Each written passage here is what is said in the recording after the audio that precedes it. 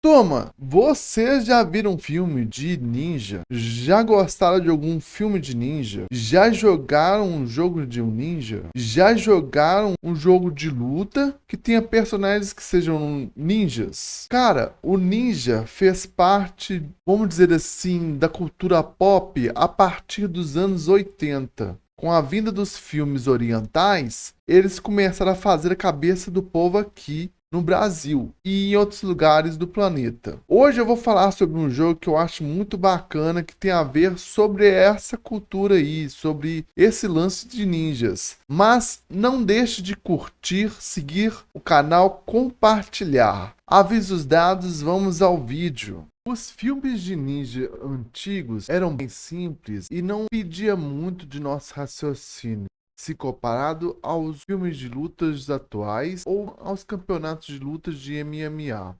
A falta de conhecimento era felicidade e o malandro era rei. Vendia tudo e o povo era feliz. Que situação! Um dos filmes dessa época que mostravam essa canastrice era o filme Vingança do Ninja de 1983. Então, assim, eu passei olho rápido no filme e vi o cara que estava usando estrelas enquanto os bandidos estavam armados. Era bem característico esses filmes de antigamente. Isso tinha demais. Assim, abaixe as expectativas para poder assistir o filme. Vocês abaixando as expectativas, você vai curtir bem o filme Pipoca aí, tá? Vocês não precisam colocar esse filme no alto da sua estante. É um filme pipoca para se divertir. Esses filmes, para quem é das antigas, tem uma lembrança com nostalgia desses filmes. Lembrando da Ninja Mania que o pessoal tinha da época. Para quem é das novas gerações, vai achar meio brega. Até pelos recursos usados nos filmes, toda a dinâmica parece uma montagem de filme de comédia, mas enfim. Para o público mais novo, eu peço um pouco de paciência porque quem é das antigas não tinha essa variedade de filmes atuais. De vez em quando se repetia na TV aberta, o que fazia a gente acostumar a curtir esse tipo de filme. A gente não tinha Netflix, todas essas variedades aí, tá? Mas esses filmes trouxe curiosidades para trazer o mercado de filmes e a cultura oriental. Isso acabou ressaltando os filmes, séries, animações japonesas lá de antigamente. Uma das séries interessantes que o pessoal aqui das antigas curtia bastante chamava Jiraiya. É um tokusatsu que muitos brasileiros gostavam. Jiraiya enfrenta um clã de ninjas que visa acabar com o clã do Jiraiya. Por mais que seja uma série infantil, os personagens são interessantes.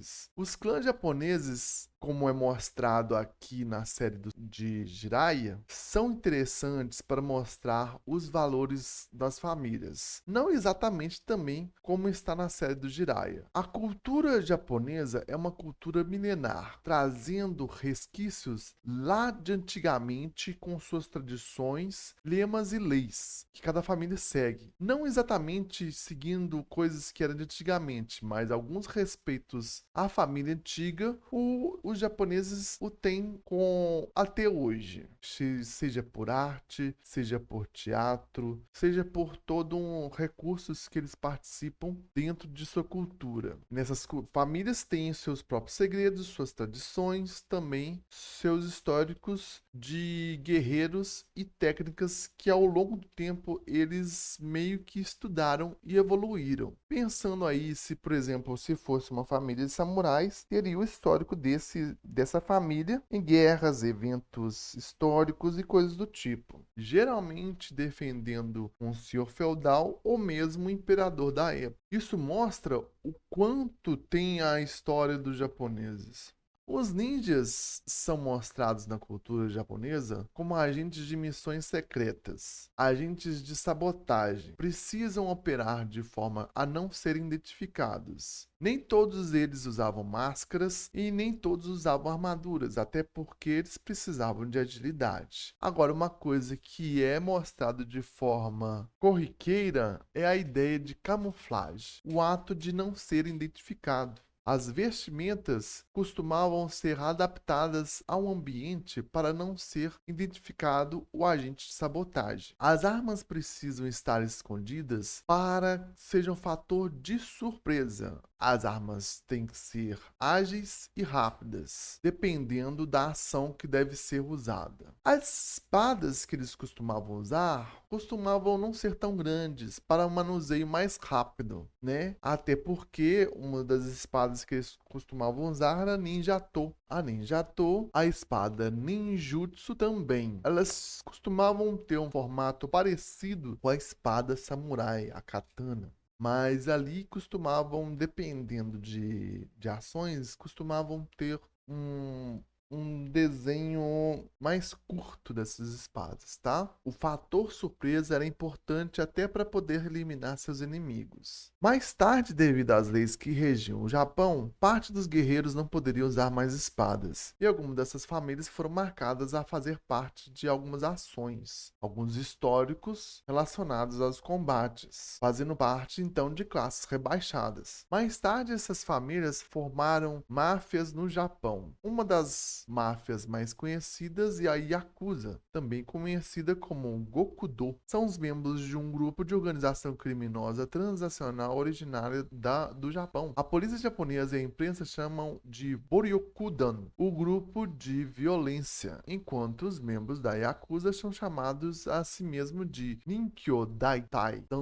organização cavalheiresca. Os membros são notórios por seu código de conduta estritos e natureza muito organizada. Eles têm uma grande presença na mídia japonesa e agem internacionalmente com um número estimado de 500 mil membros. Aqui mostra como certas famílias são marcadas devido ao seu histórico. A Yakuza é marcada desde muito tempo até hoje, seguindo preceitos antigos. Então, a cultura japonesa traz muitas heranças de épocas remotas e seus textos revelam sua sociedade como sendo bem hierarquizada. A mesma sociedade que tem dificuldade de interagir ou de relacionar com indivíduos de outras nacionalidades, devido sua herança. Tem um filme das antigas muito casca-grossa, chamado Chuva Negra, um filme fodaço do Michael Douglas, mostrando as interações de negócio das famílias japonesas e suas empresas. Michael Douglas acaba se metendo numa confusão e precisando tirar satisfações como dessas famílias japonesas. Acredito que tem uma grande mística por detrás das histórias japonesas e que é bem diferente dos filmes que eu vi na minha infância. É quase uma covardia comparar com as histórias japonesas a estes filmes antigos, devido a uma certa inocência que os gringos americanos tinham desses povos. Até porque a visão dos americanos dos anos 80 era bem simples ao mostrar os tais guerreiros ninjas. Mas enfim, por que eu fiz toda essa rodada? Para falar sobre tradições, máfias, guerreiros, toda essa mística japonesa para poder explicar a história dos ninjas. Então vamos lá. Os ninjas eram guerreiros japoneses que serviam como espiões para o imperador. A partir do século XIV, eles eram preparados desde a infância para se tornarem mestres em artes marciais, em camuflagem e sabotagem. O termo ninja é popular, mas o termo correto é shinobi, que em japonês significa algo como ladrão.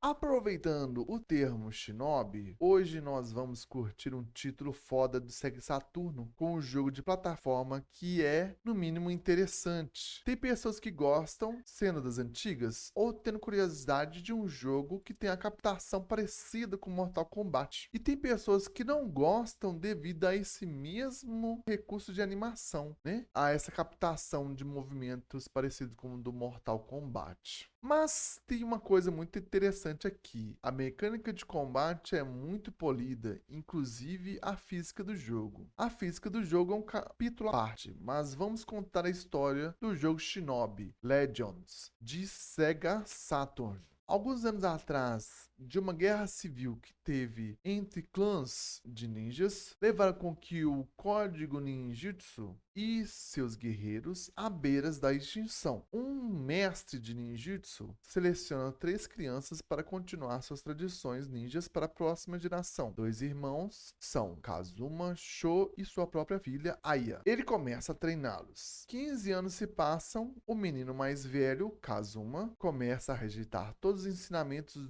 do ninjutsu, exceto a técnica de força. Obcecado pelo poder, Kazuma exige que o mestre lhe ensine a técnica definitiva. O mestre recusa e Kazuma promete voltar para se vingar. Sho e Aya continuam seus estudos e dominam o ensinamento de ninjutsu. Kazuma acaba eliminando seu mestre e reúne um exército para construir uma fortaleza. E aí que você começa o jogo, no papel de Sho, que precisa resgatar Aya das mãos de Kazuma. Essa é a história do jogo, a premissa. Agora vamos entender o jogo. Shinobi é uma saga antiga da SEGA. Se você procurar sobre os títulos de Shinobi, você vai ver que tem um jogo para Master System, Sega Genesis, Sega Saturn e Play 2. Hoje eu estou apresentando o título de Sega Saturno. A maioria dos títulos do Shinobi vai perceber que parece um shooter de plataforma, mas também não é só isso. Shinobi usa aqui espada, diferente dos primeiros títulos, onde o ninja usa espadas sem a presença do inimigo, tornando-se assim um jogo de combate também. Por isso, o Shinobi é também quase um hack slash. O Shinobi pode golpear, cortar e partir dos inimigos ao meio. A forma que o Shinobi golpeia é muito louco, lembrando os filmes de samurai usando suas espadas japonesas com um corte diagonal, partindo seus inimigos, como se fosse fatiar um queijo, pão e manteiga. É algo característico dos filmes de samurai, onde tem uma cena dramática entre disputa de samurais e um deles é golpeado ao perder o combate, tendo uma cena dramática onde ele demora um certo tempo até cair. Isso é bem característico dos filmes de samurai. Se você jogar, você vai entender isso. Shinobi também tem desafios de salto e plataformas. É importante você ficar de olho na física do jogo, principalmente quando tem inimigos próximos a você te perseguindo. Isso exige com que você tenha um certo time para poder fugir dos obstáculos. Tem que ser rápido porque você pode ser morto por seus inimigos, você pode errar e cair em um buraco ou pode perder um power-up.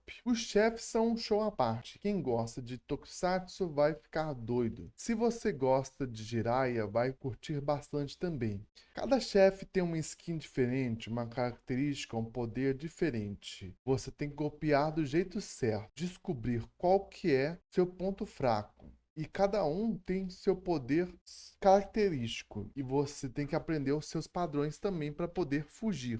Então, uma dica, não vai afobado. Tente descobrir o seu ponto fraco, tá? Agora um aviso, cada fase tem um desafio. Por isso, você precisa tomar cuidado e entender a mecânica da fase. Diz aí se você gostou da review, o que você achou. Deixa aí nos comentários. Agradeço a atenção de vocês, uma boa jogatina e até a próxima.